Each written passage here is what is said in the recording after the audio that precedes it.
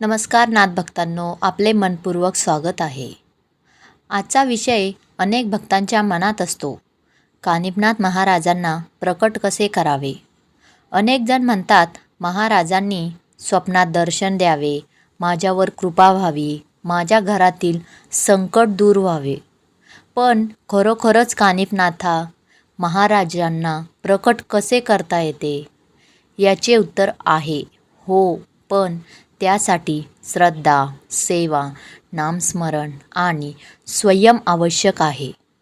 आजच्या व्हिडिओमध्ये आपण जाणून घेणार आहोत कानिफनाथ महाराजांची कृपा कशी मिळते, रोजची पूजा कशी करावी, कोणता मंत्र जपावा, कोणते नियम पाळावेत आणि प्रकट होणे याचा खरा आध्यात्मिक अर्थ काय आहे. म्हणून हा व्हिडिओ शेवटपर्यंत नक्की पहा. कानिफनाथ महाराज कोण होते? कानिफनाथ महाराज हे नवनाथ संप्रदायातील महान सिद्धयोगी मानले जाते. नाथ संप्रदायाचा प्रमुख संदेश आहे, स्वतःला ओळखा, गुरुची सेवा करा, ईश्वर प्राप्तीचा मार्ग स्वीकारा. कानिफनाथ महाराजांनी अनेक भक्तांचे दुःख दूर केले. मात्र त्यांनी कधीही चमत्कारांचा दिखावा केला नाही.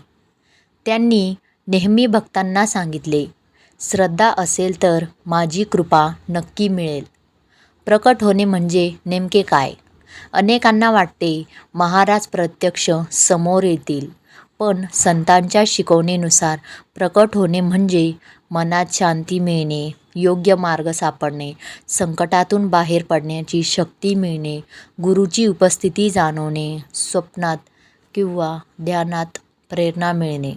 म्हणून प्रकट होणे म्हणजे फक्त डोळ्यांनी दर्शन नव्हे, तर अंतःकरणात त्यांची कृपा अनुभवणे होय. सकाळी स्नान करून कपडे स्वच्छ घाला. घरातील देवाघरात कानिफनाथ महाराजांचा फोटो किंवा मूर्ती ठेवा. दिवा लावा, अगरबत्ती अर्पण करा, फुले अर्पण करा. शक्य असल्यास बेलपत्र किंवा सुगंधी फुले अर्पण करा. नंतर हात जोडून प्रार्थना करा, हे कानिफनाथ महाराज, माझे मन शुद्ध कर, मला योग्य मार्ग दाखवा, माझ्यावर सदैव कृपा ठेवा. या दिवशी कोणता मंत्र जपावा? नाथ संप्रदायात विविध मंत्र आढळतात. सर्वसामान्य भक्तांसाठी अत्यंत सोपा जप आहे. ओम श्री कानिफनाथाय नमः हा मंत्र 108 वेळा श्रद्धेने जपा. जप करताना घाई करू नका, मोबाईलकडे पाहू नका, पूर्ण लक्ष मंत्रावर ठेवा. गुरुवारचे विशेष महत्त्व. गुरुवार हा दिवस मानला जातो. त्या दिवशी पिवळी फुले अर्पण करा, तुपाचा दिवा लावा, गरिबांना अन्नदान करा, पक्ष्यांना धान्य द्या, गाईला चारा द्या. दानामुळे मन शुद्ध होते आणि गुरुची कृपा अधिक अनुभवायला मिळते. या दिवशी कोणते नियम पाळावेत? जर तुम्हाला कानिफनाथ महाराजांची कृपा हवी असेल तर या गोष्टी टाळा. खोटे बोलू नका, कोणाचा अपमान करू नका, व्यसन, राग, अहंकार आणि या गोष्टी अंगारा. सत्य, सेवा, दया, संयम आणि नामस्मरण. सेवा का महत्त्वाची आहे? नाथ संप्रदायात सेवा म्हणजे साधना, मंदिर स्वच्छ ठेवणे, भक्तांना मदत करणे, भुकेल्यांना अन्न देणे, गरजूंना मदत करणे हीच खरी पूजा आहे. फक्त अगरबत्ती लावून काम होत नाही, त्यासाठी मनही शुद्ध असले पाहिजे. ध्यान कसे करावे?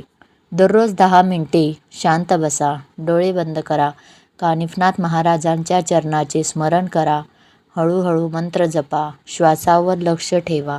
काही दिवसांनी मन शांत होऊ लागेल. कृपा मिळण्याची चिन्हे. मन शांत होते, भीती कमी होते, संकटातून मार्ग निघतो, चांगले विचार येऊ लागतात, चुकीच्या सवयी कमी होतात, देवभक्ती वाढते. ही आध्यात्मिक अनुभूती प्रत्येक व्यक्तीस वेगळी असू शकते. स्वप्नात दर्शन म्हणजे काय?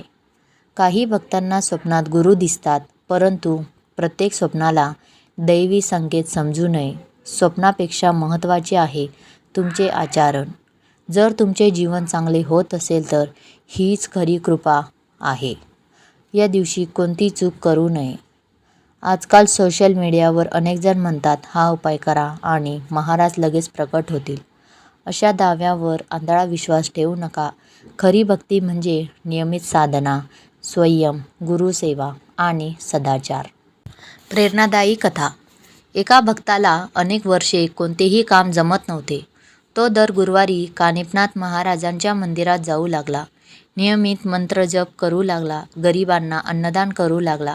काही महिन्यांनी त्याच्या जीवनात सकारात्मक बदल होऊ लागले. त्याला योग्य काम मिळाले. घरात आनंद झाला. तो म्हणाला, महाराजांनी माझे नशीब बदलले. अशा कथा अनेक भक्तांमध्ये सांगितल्या जातात आणि त्या श्रद्धा व सत्कर्माचे महत्त्व अधोरेखित करतात.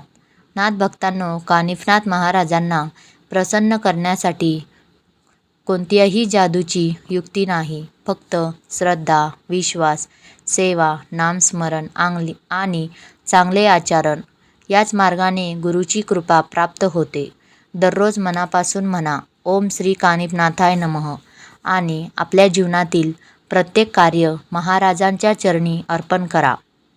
जर तुम्हाला हा व्हिडिओ आवडला असेल तर लाईक करा आणि नाथभक्त मित्रांसोबत शेअर करा. आणि अशाच धार्मिक व प्रेरणादायी माहितींसाठी आपल्या चॅनलला सबस्क्राईब करायला विसरू नका. आणि कमेंटमध्ये नक्की लिहा, आदेश. कानिफनाथ महाराजांची कृपा आपणा सर्वांवर सदैव राहो. आदेश. अलख निरंजन.